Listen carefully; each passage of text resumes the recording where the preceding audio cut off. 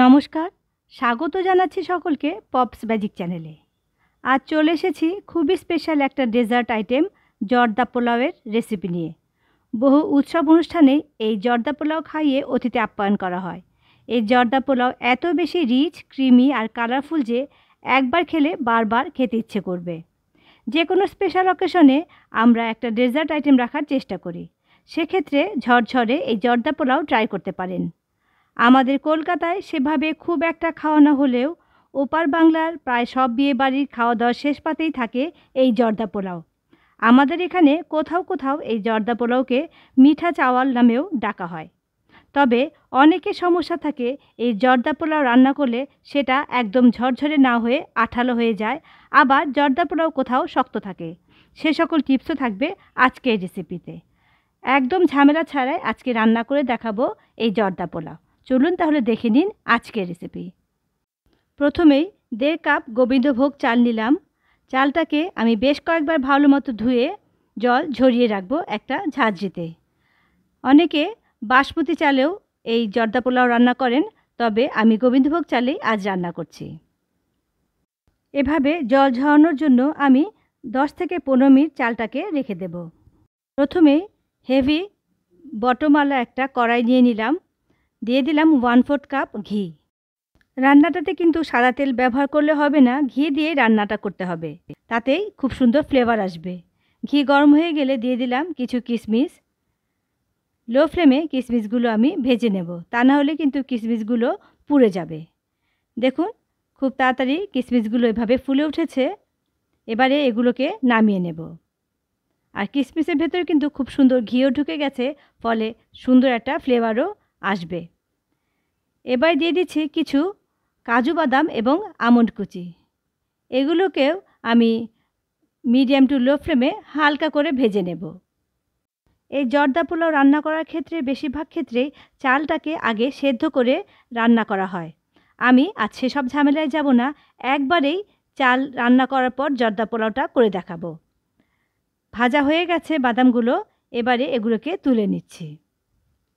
ওই ঘিয়ের মধ্যেই এখন দিয়ে দিচ্ছি 3-4টে তেজপাতা, অল্প দারচিনি, এলাচ আর লবঙ্গ।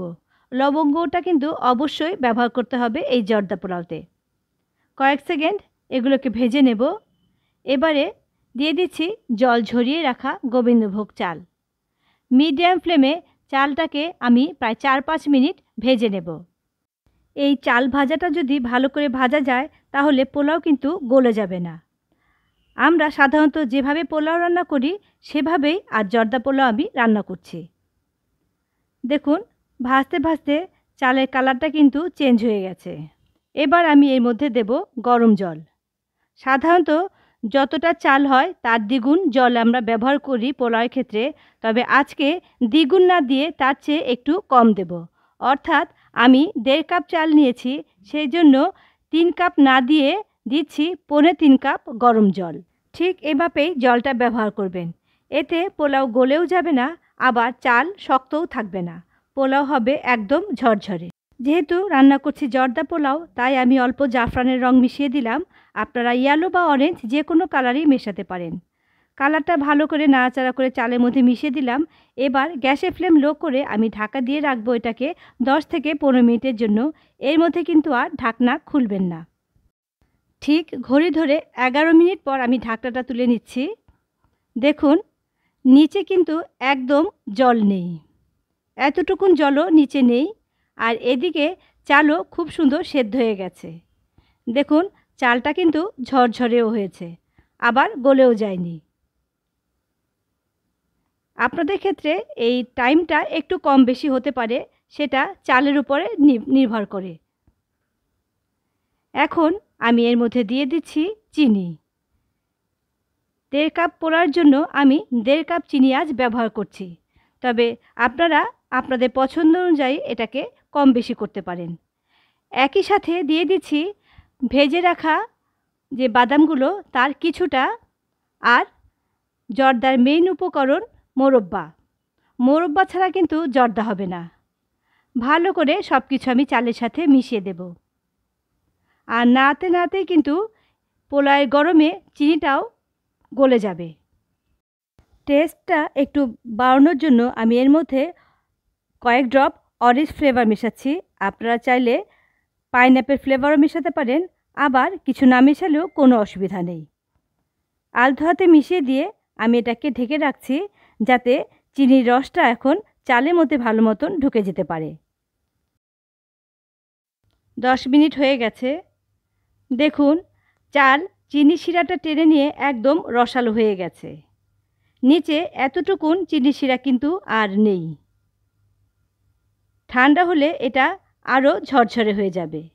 এবারে গ্যাসের ফ্লেম আমি অফ করে দিলাম। জর্দা এখন ঠান্ডা হয়ে গেছে। ছোট ছোট সার্ভিং ডিশে আমি জর্দাগুলোকে এভাবে সার্ভ করছি। ঠান্ডা হওয়ার পর বুঝতেই পারছেন দেখে জর্দাগুলো কতটা ঝরঝরে হয়েছে। এটা মালাই। 1 লিটার দুধকে আমি ঘন করে হাফ লিটার দুধ করেছি, আর দুধটা জাল দেওয়ার সময় তার মধ্যে আমি হাফ কাপ চিনি আর 5-6 টেবিল চামচ গুঁড়ো দুধ দিয়ে জাল দিয়ে নিয়েছি। তাতে এরকম ঘন কনসিস্টেন্সি এসেছে। যেহেতু মালাই জর্দা বানাবো আজকে, তাই জর্দার উপরে এরকম মালাই আমি ওপর দিয়ে দিলাম। আপনারা চাইলে লেয়ারিং করেও করতে পারেন, অর্থাৎ কিছুটা জর্দা, তারপর মালাই, আবার জর্দা, আবার মালাই, এভাবেও সাজাতে পারেন, যেমন আপনাদের সুবিধা। ডেকোরেশনের জন্য ওপর দিয়ে ছোট ছোট মিষ্টি, যেটাকে আমরা নিখুঁতি বলি, সেটা দিয়ে দিলাম। আর যে ভাজা বাদামগুলো রেখেছিলাম সেটা ওপর দিয়ে এভাবে ছড়িয়ে দিলাম। তৈরি হয়ে গেল মালাই জর্দা। চাল সেদ্ধ করে ছেঁকে নিয়ে আলাদা করে শিরা করার ঝামেলা ছাড়াই খুব সহজভাবেই আজ তৈরি করলাম জর্দা পোলাও। রেসিপি ভালো লাগলে অবশ্যই এভাবে বাড়িতে আপনারা ট্রাই করবেন, আর আমাকে লিখে জানাবেন কেমন লেগেছে আমার আজকের রেসিপি।